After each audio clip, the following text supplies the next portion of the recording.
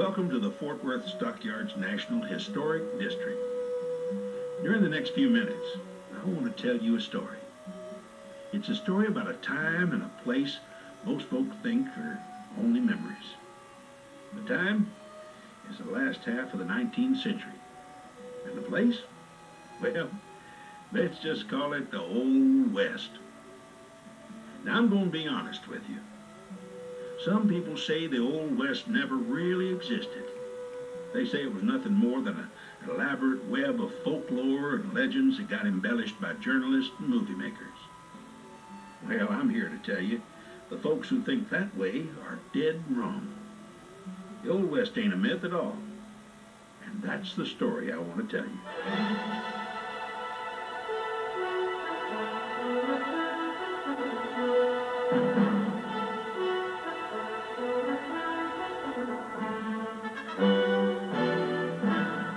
The story begins in 1865. That's the year the Civil War ended and the Texas cattle industry was born. Now, most folks know that the years just after the war between the states were tough for folks in the South.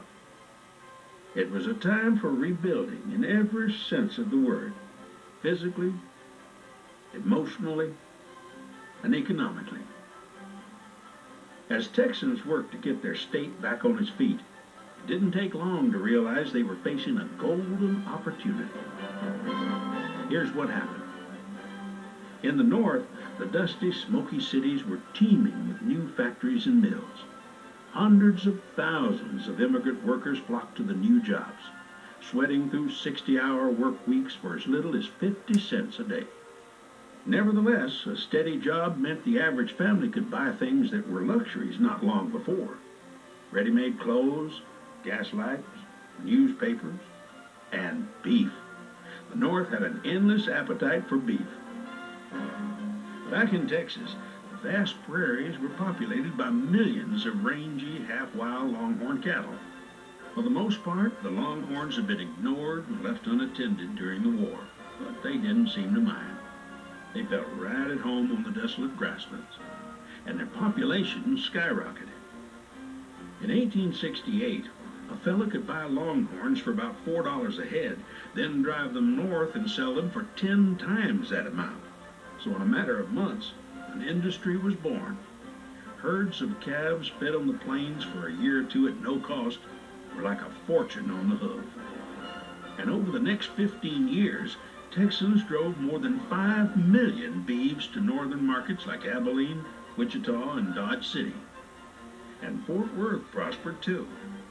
Because it was the last vestige of civilization for the northbound herds, Fort Worth became a lively hub for business, industry, and entertainment of every stripe. On the way north, the drovers used Fort Worth as a staging area before setting out on their 1,000-mile journey.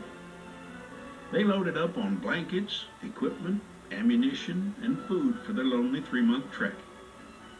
Prior to the big drives, the cowboys were always glad to show up a few days early to enjoy the social amenities Fort Worth became famous for. Then, once the herd was delivered, the process was reversed, and the cowboys and cattlemen looked forward to the first-class treatment they knew they'd find in Fort Worth on the way back home. With their pockets full of payday, the men were made to feel right at home, at least for as long as their money held out. Dozens of dance halls, saloons, gambling parlors, bars, burlesque theaters, and boarding houses operated day and night in the area known as Hell's Half Acre. During their glory days, the long overland trail drives brought thousands of pouches of gold to ragged Texans, feeding hungry families, and making a few men into overnight millionaires. 30 years of trail drives also gave birth to a new breed of hero, the American cowboy.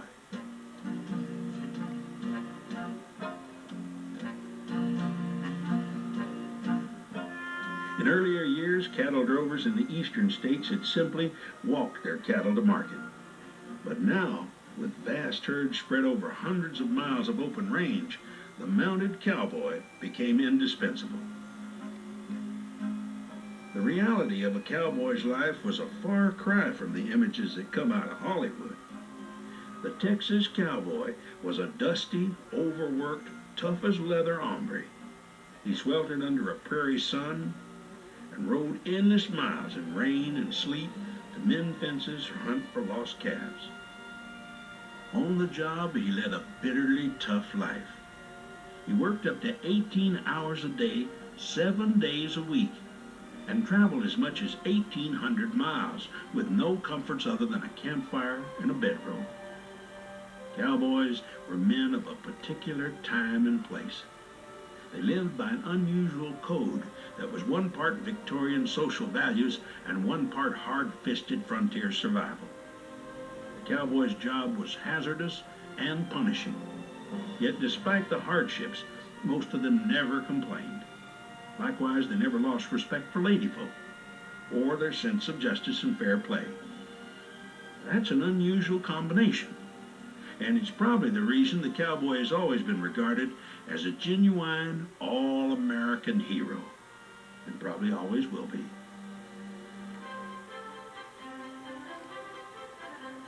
"1882 was a turning point for the North Texas cattle industry. That's when the Fort Worth and Denver Railroad completed its trunk line to Wichita Falls. Although it signaled the beginning of the end for vast open grazing lands, the cattle kingdom itself continued to prosper. By the turn of the century, Fort Worth's leaders had developed plans that would assure the city's continued role as a world leader in livestock. Those plans materialized in 1903 when two giant meatpacking companies, Swift and Armour, opened their huge modern processing plants just 2 blocks from here.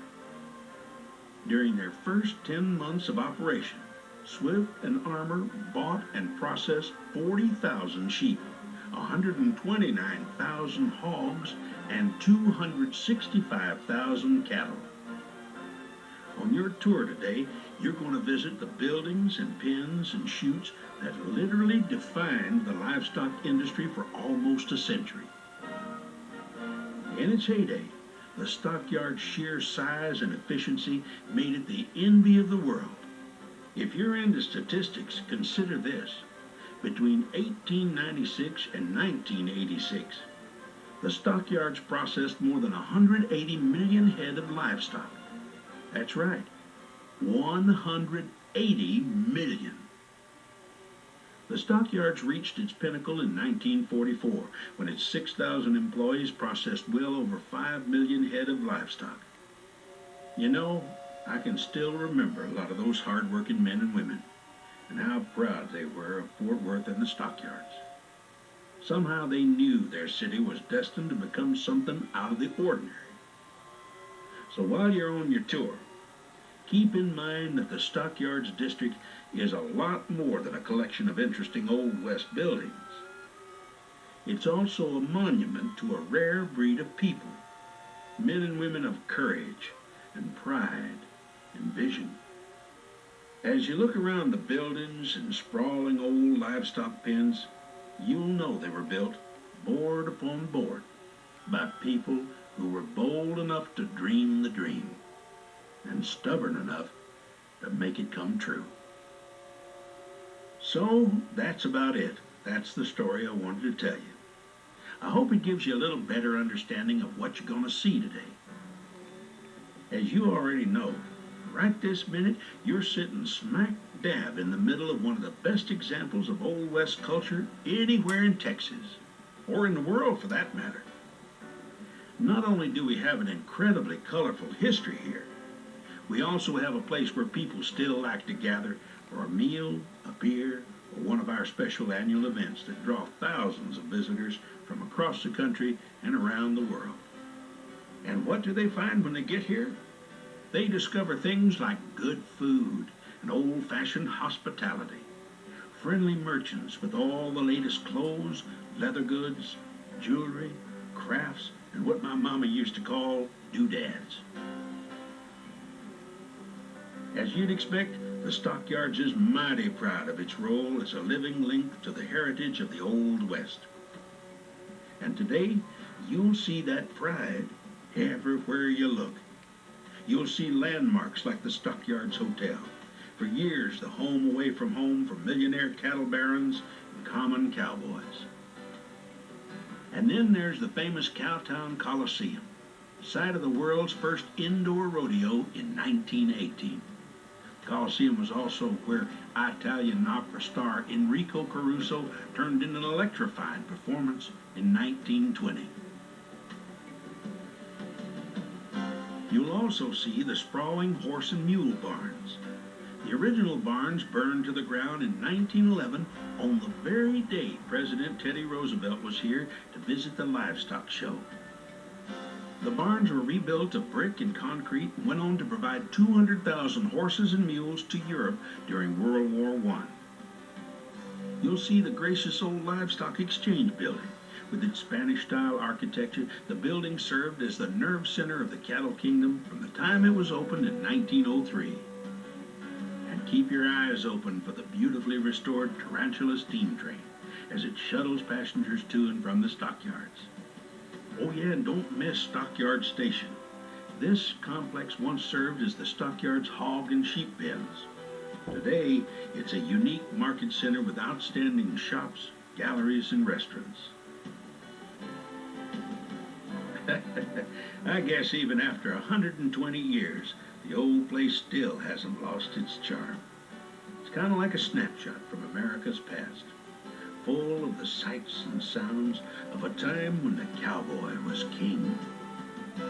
Welcome again to the Stockyards, home of the spirit of the West. We're glad you're here.